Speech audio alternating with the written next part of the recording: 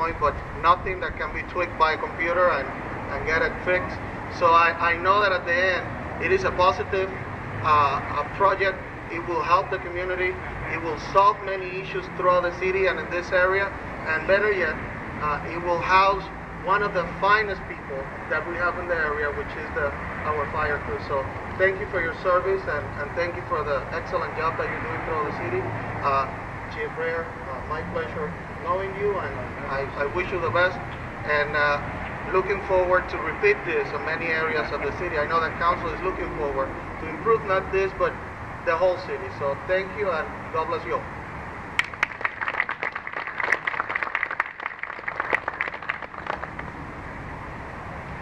Well, every building needs a designer, and we hired the firm of KCBA out of Hatfield, Pennsylvania, who designed and helped to build the Spring Township Fire Station off of West Wyomissing Boulevard at the Owls Field, and also designed the West Reading Fire Department's new station. And with us today from KCBA is architect Ed Mangold.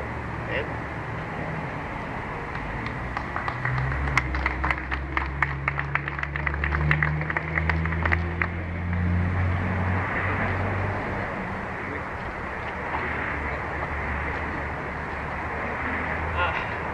I apologize, I wasn't prepared to speak today, but I just want to echo the comments of the council members and the chief that this was a long road for them. We came in the last couple of years.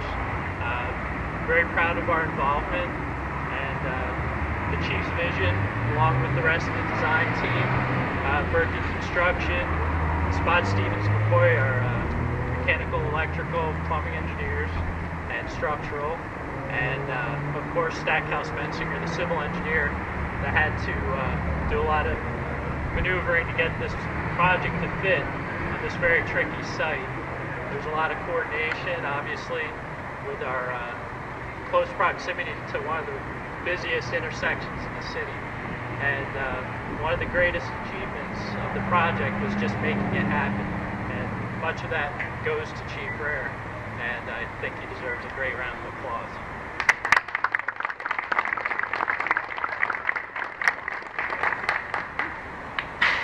In the early days of this project, I want to acknowledge the fact that part of the design team that he referred to in the fire department, in addition to myself, was the firefighter Keith Eshelman, who at the time was the president of Local 1803, the local firefighters.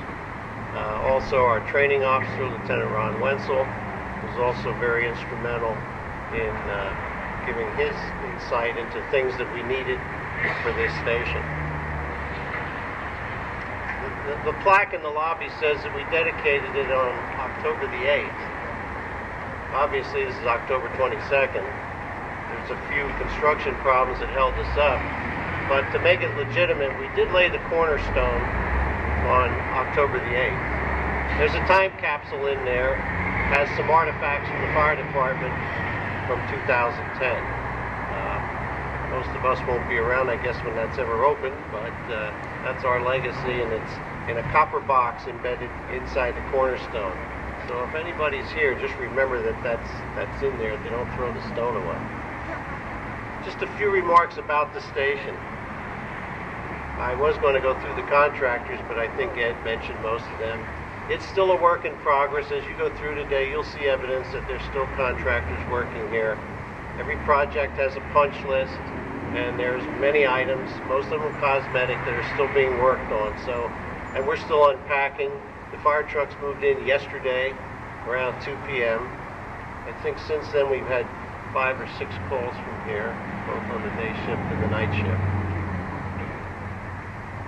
The budgeted cost for this station was $3 million. We've currently spent $1.9 million. And although there's some unpaid bills, we will be well under $3 million. And it was almost completed on time. October 8th was the deadline. We missed it by a couple of weeks, but I think to come in under budget and on time is a pretty good accomplishment, and that's credit to everybody that worked on this project. building is 10,000 square feet.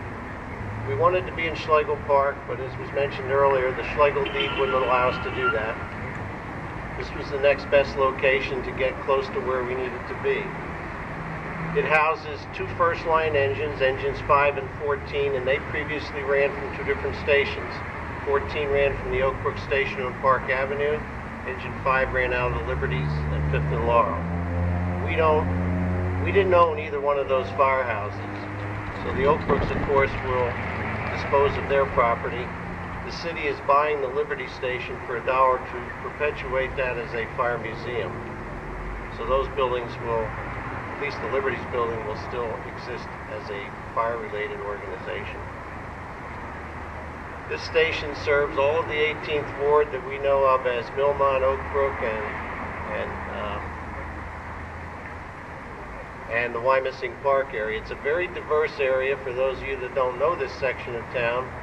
It ranges from a college campus to a high school, high-rise condominiums, low-rise public housing, garden apartments, the city's museum, planetarium, which most people think are in West Reading, are not. They're in Reading, and they're part of this company's responsibility.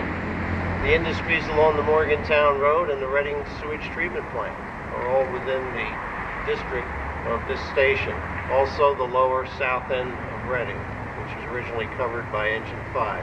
This area allows us to continue serving both those sections of the city. The other two stations, incidentally, were each over 100 years old. Liberty's is 130 years old. The Oak Brooks, I think, is about 110. Unfortunately, the Oak Brook station is so small that one of these fire trucks would not fit there. We had to use a smaller truck. Moving here, we now use a full-size pumper. Both of these pumpers are 1,500 gallon per minute engines. The crews of the engines also cross-man the truck behind me, which is our hazardous materials unit that responds to special hazardous materials calls. The station is completely sprinklered, so we follow our own rules here. Completely sprinklered, fire alarm system, smoke detectors, and there will be carbon monoxide detectors also installed. Some of the most frequently asked questions.